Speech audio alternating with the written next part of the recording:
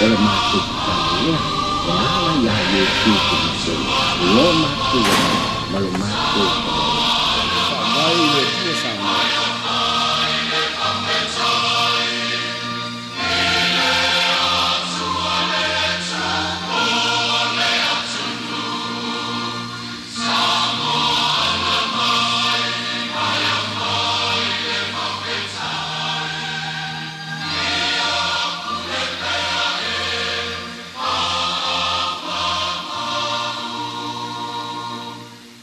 O te whiawhia toi whaatara whātu i le mai mo mai o lea tunu o i le so onga le nei po le isi whaapoponga nei o le porkalame o le siapo lau tele ma le teitai o le vaenga whaapu whai e pui puia i a tau tangata le HRPP le sunga tu le epai ono Dr. Sailele ma lia le ngoi.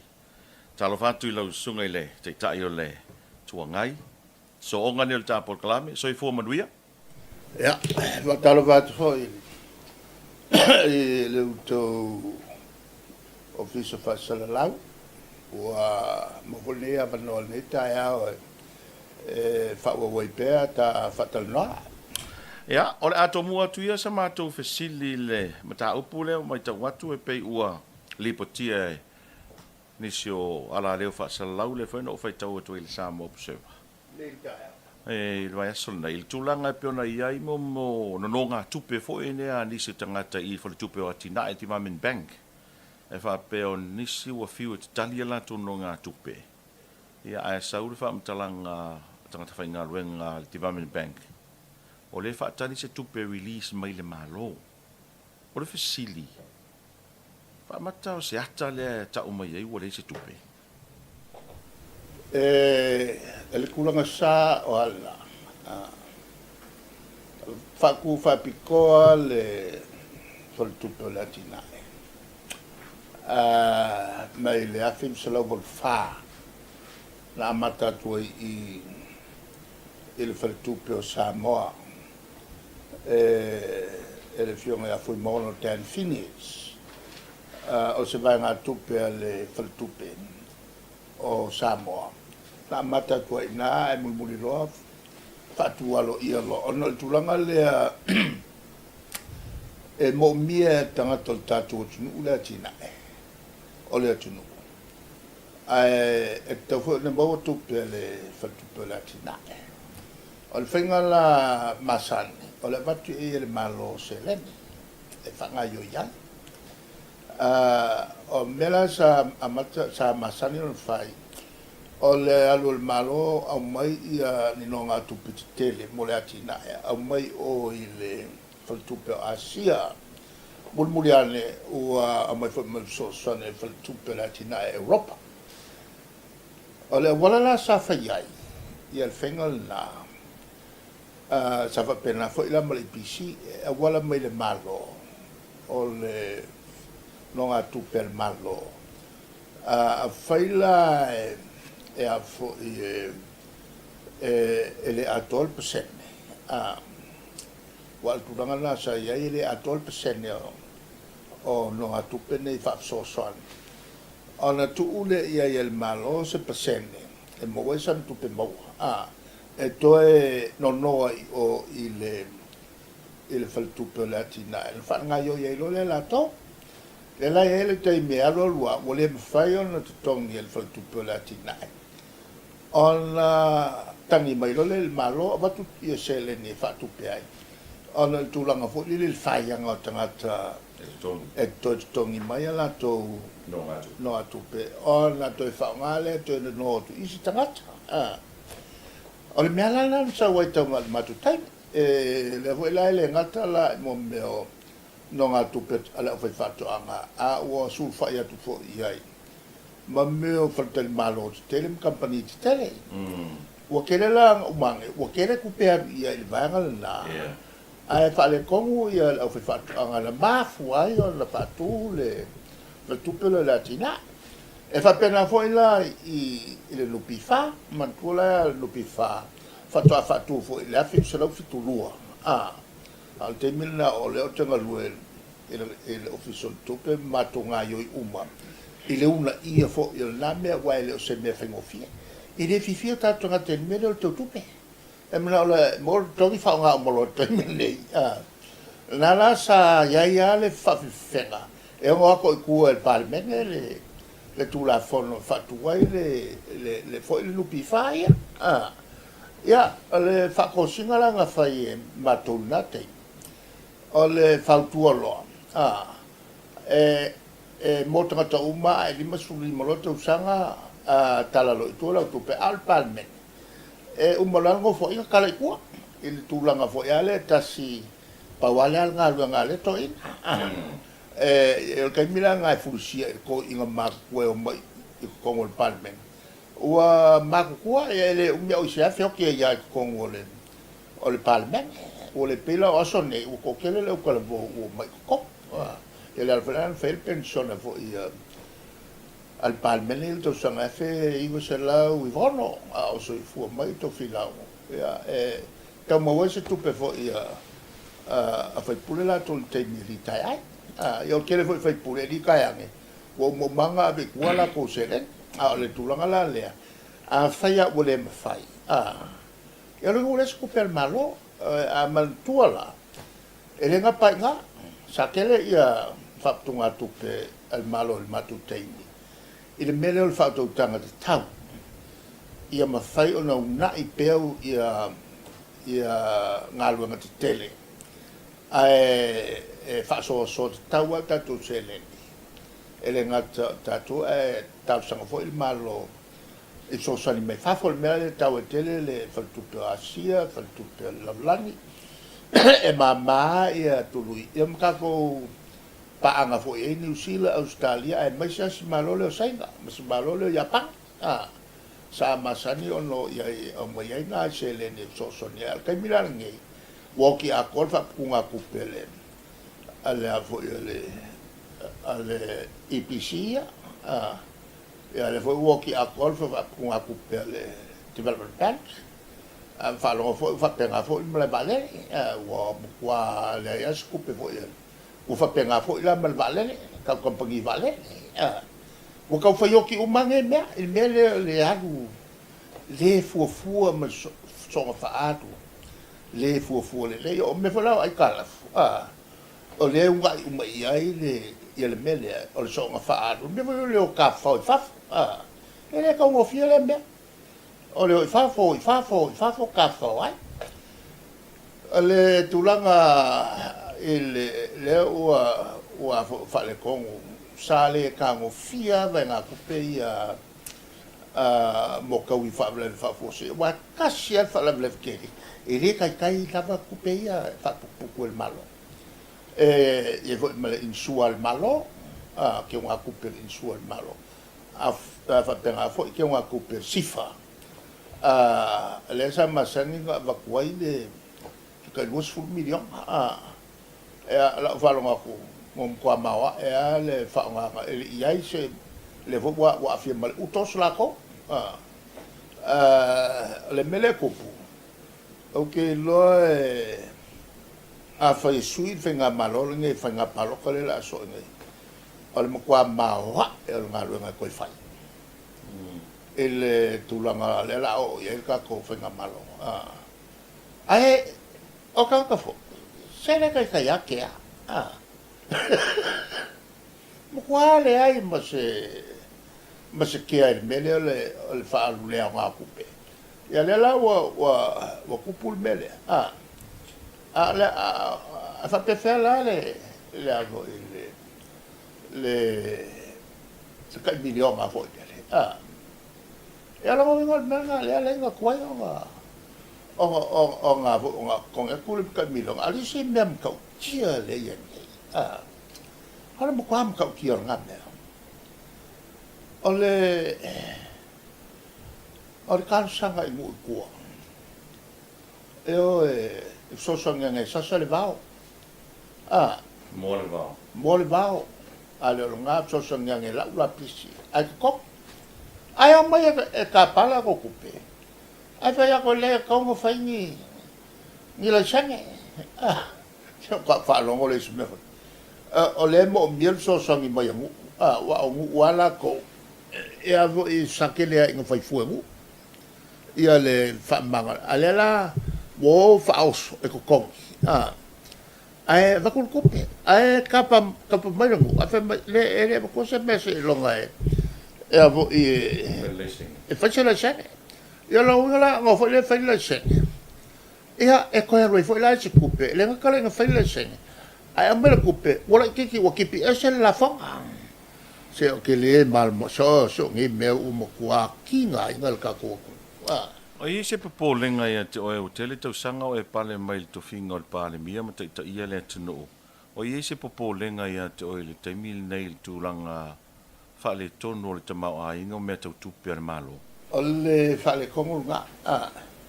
Le a wa ka kua nga ia kua e mele ang kupu o ile. A fiu salau fiku iwa le a fiu salau gorkas. O le fiu e oku i fale ka i fale o loa o mai ngā mo meo pongai vi moa mea ua iai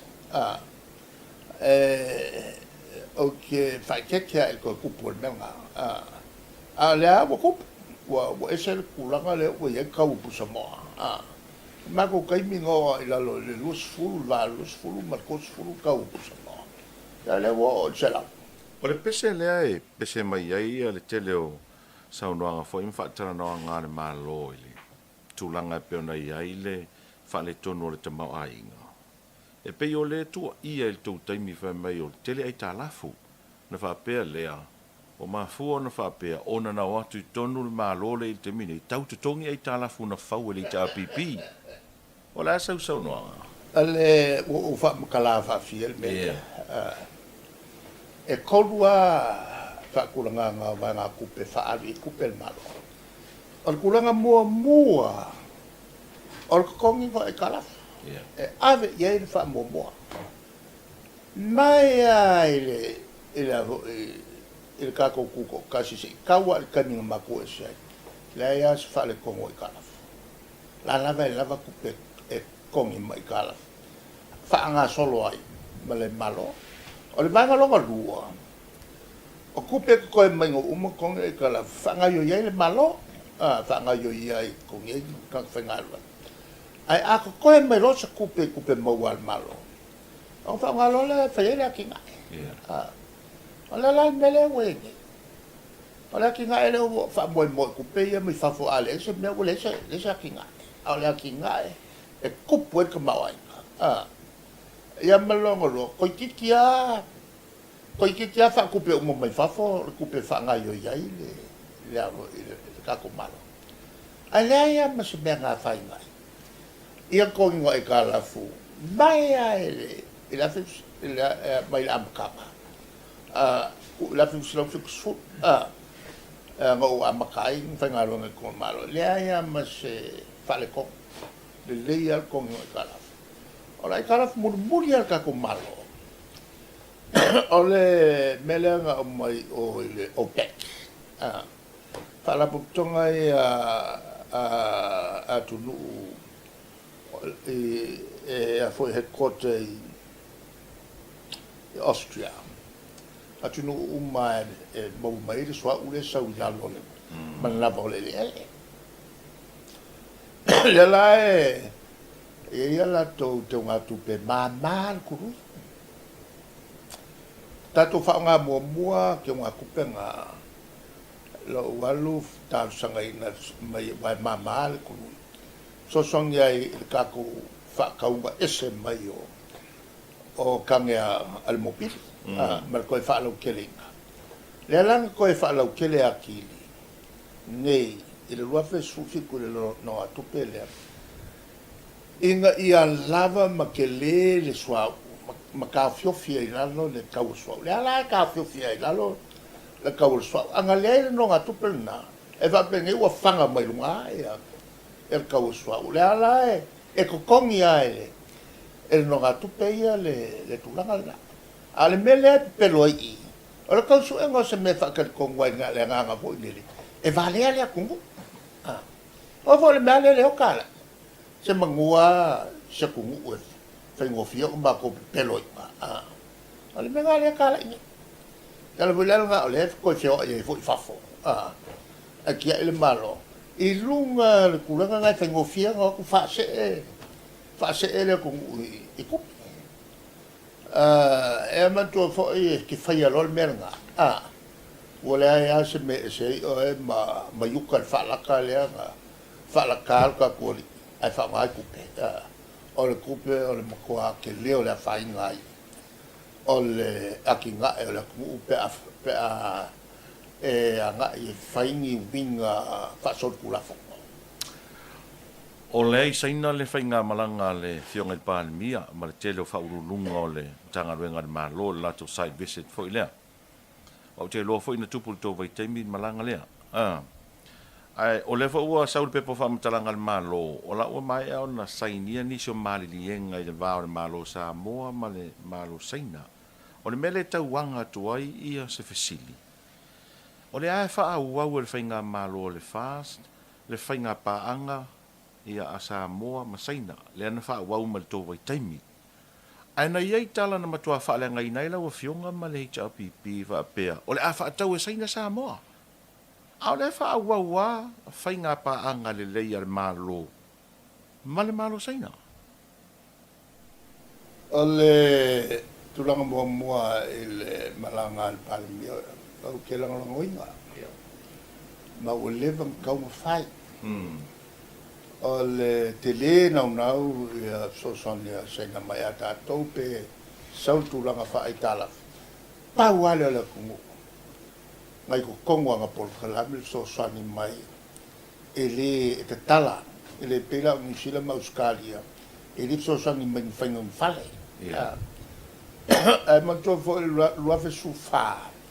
Nga ngofo ai malo fatasi matu i lunga le tātou malo. Wale o toi taua o se malo mativa.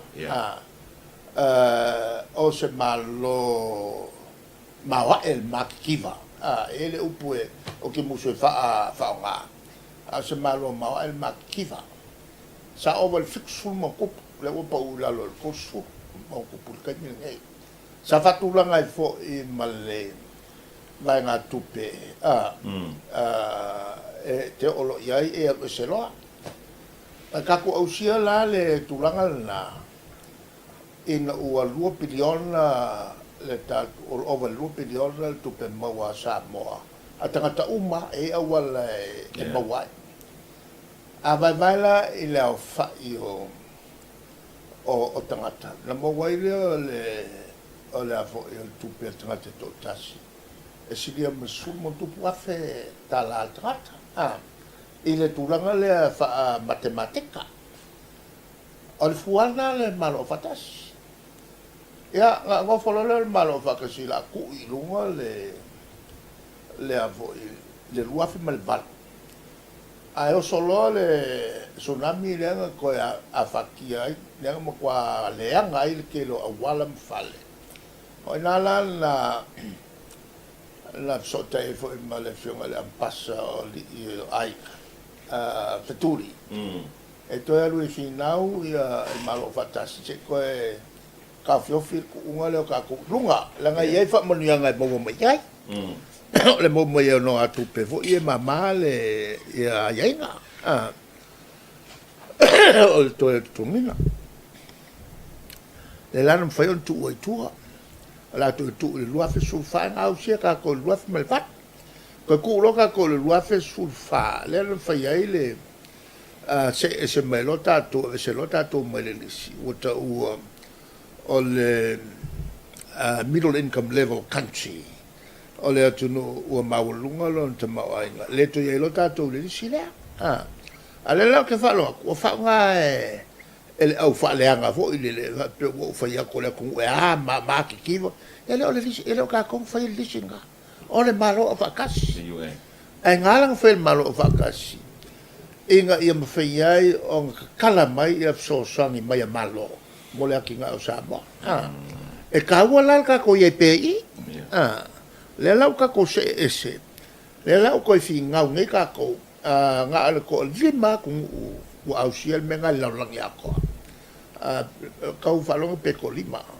o kung u i Afrika ma ka ko luo ka ko le luafe sufa ma vanuatu le nga se e mai le lisi la ka mai ngai ai le in mawako el tulanga la na ama fo sa ma fo ka ko ki nga tele ia e ia me ia e le ma fai nga ki nga sa ko pe ale fai ngi no nga tope o lo walo ngo ai ko kong ia la ki nga la ko ia no nga tope o fa fia ngo kala ngo e mala mla mo ia lo fa ko angal mele o lo walo e kala mai lo wa fe ko ia ki pula e sa lo fa ia kalo ave lo ko fa po sa e mo lo vi ma fe ia lo ko se mai lo wa fe ko ia lo ele kala fol mele e fa pengal fa ngole ola fo ole be ai lem fa fo yo kala mai malo nge kala fa pe fa ele ole le performance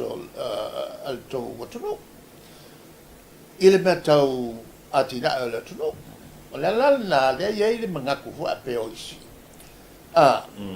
ele mangaku fo pe oisi mama ole su ku pe so ole cha pipi ole ele se su ngaku pe le cha pipi fa ya nga le pauale me o nga fia ngai fai ya ma kwai fai nga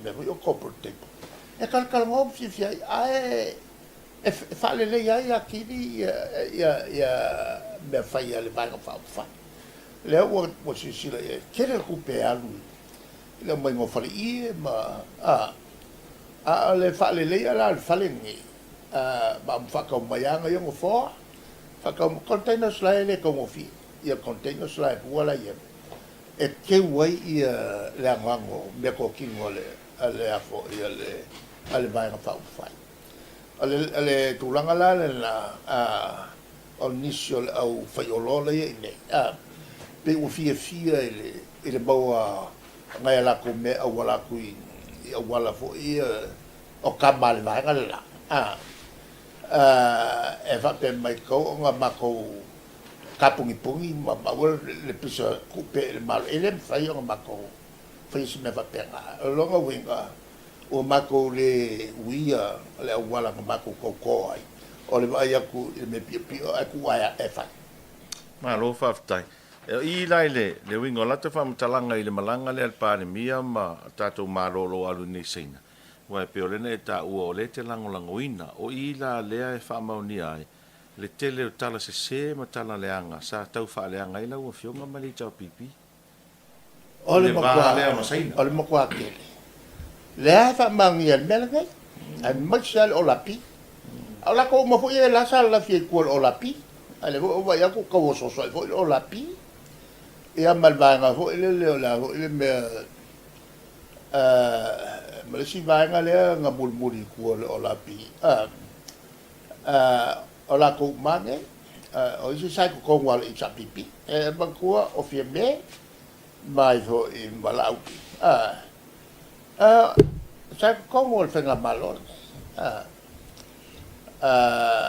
ala mele wo ya se wo pin ka ngaka wo i se i wo ka kala me sa manga o ya pula la ko la melo el pule la ko fafo aquí ile le fenga malo ya la mo sa ai ya el manga kule sa mako ngau inga ya kule mai sei ku ngai mai ya le chapipi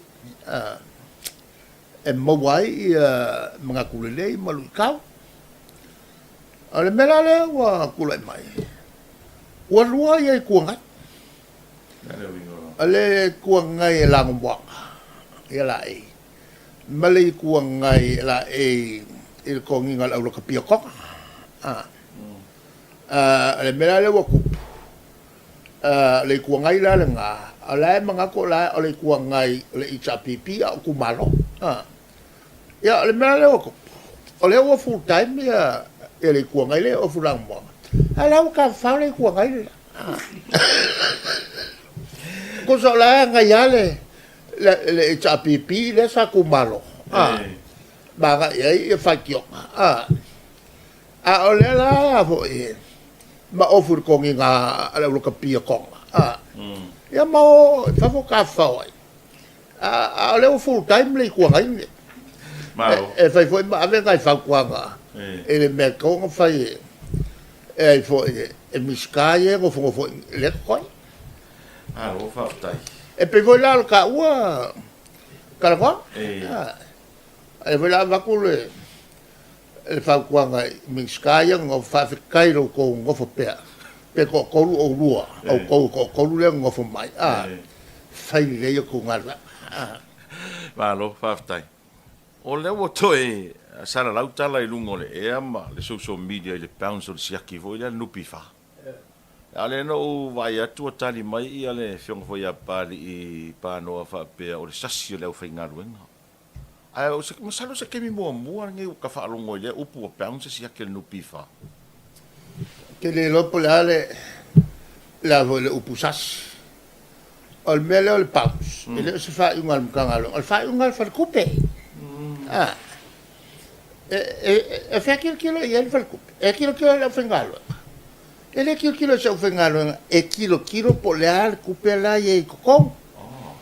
A vai o le kupela ye kokong ko lima kala. Ai abakule sia ke ko se lau lima sfulu afe. Le sia. La mem fai lima kala. Ele o lava la o le fesiri la. O fera ye kupela. Ala o ke nga kupela ye fai. E kai 4 miliona mo wele masinga kasi.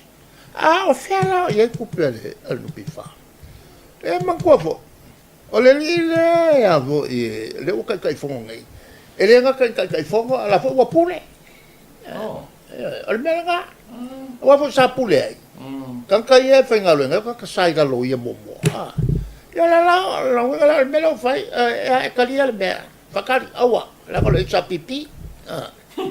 O le kulanga le fange le la wa mawai vai e ke fiwa la miolanga e fiwa la miolanga e sola a kuria al kulafoko ale kaua I al fakuanga le masangi ngo fai isi kanga ka e sulfai mai ka ul malo o la fakuanga vai falongo le mai o loko va aiele le o kupe al malo. Kupu ele ingo kaka yake o ko. Le kaimi fo I kaka ngai ingo yake o ko. E fefe fo yake o ko. La wafa kwa ngai masanga ave e o mai yake a mosfa kwa. Malva kwa ngalonga lua. A fai o e ki kale pea kulafon, ke sol kulafon. E ke fiwa sola e kuria o e kulafon. Ke le ngau mea ngā maisa whaulurunga o malo.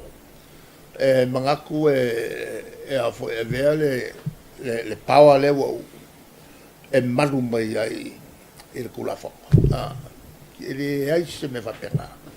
A whaifo e o le ke pawa le kaimile e maua o e ele vai peke e ke oki e ele upfasa mo e ke le kufa monga e ke le kufa monga sko fingo fa pule ai fa nga se le pule mo lo fie pule kuku pule mal pio e maua o el kulma Malo fa tai tele la fionga mo fa mo ino lo taimi ta por kalame se po lo tele nei foi vaenga ia ole a fia na o mai mo fa fonga le tno sfa o ponga por kalame se po lo tele se si fa o ponga le vai sfo fa so foi